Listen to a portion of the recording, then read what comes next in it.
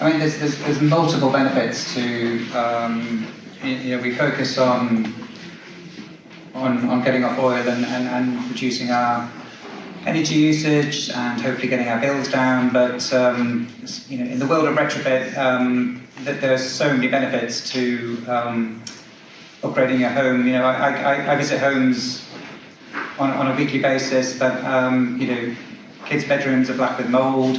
There's no, the ventilation's very poor. They're leaky, they're damp. There's all sorts of things.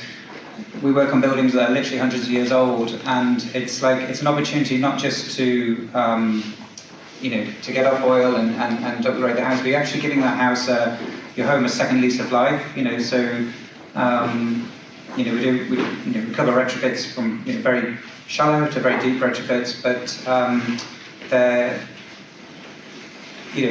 whether you're addressing the climate crisis, whether you're trying to save bills, whether you're in any case upgrading your home, you're putting in a new kitchen and bathroom, there's so many reasons, so many benefits, but just I think the health side of things, the thermal comfort, I visit so many homes where people are just using one room in the house because they can't afford to heat the rest of it, and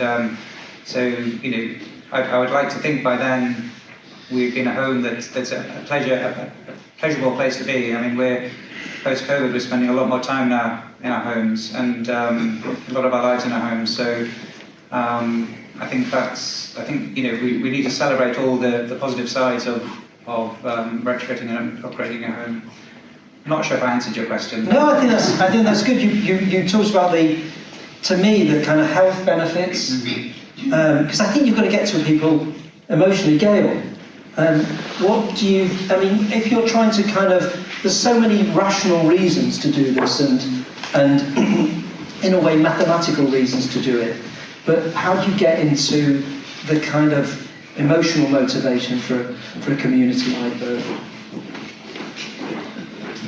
I think probably the motivator that most people can relate to most immediately is actually saving money. Mm-hmm. Ultimately, as much as you can save emissions at the same time, and that's a huge motivation.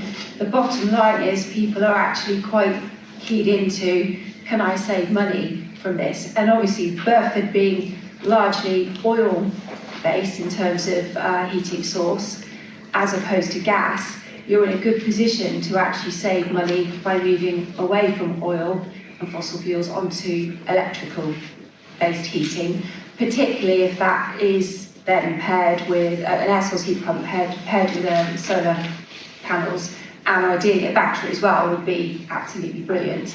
But yeah, I mean, one thing I just wanted to go back to slightly, something that Barbara said that really potentially was quite surprising actually, is about 11% of people in Burford are potentially in fuel poverty.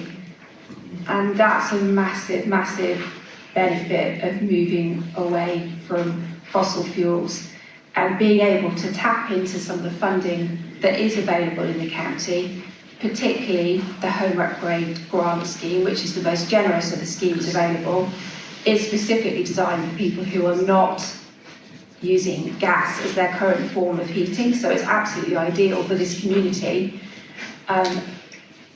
The thought of being able to move people out of fuel poverty and have that security and knowledge that they can be comfortable and warm, and also, as Geordie alluded to, more healthy in their homes, I think it's a massive motivator. Great, thank you, Gayle.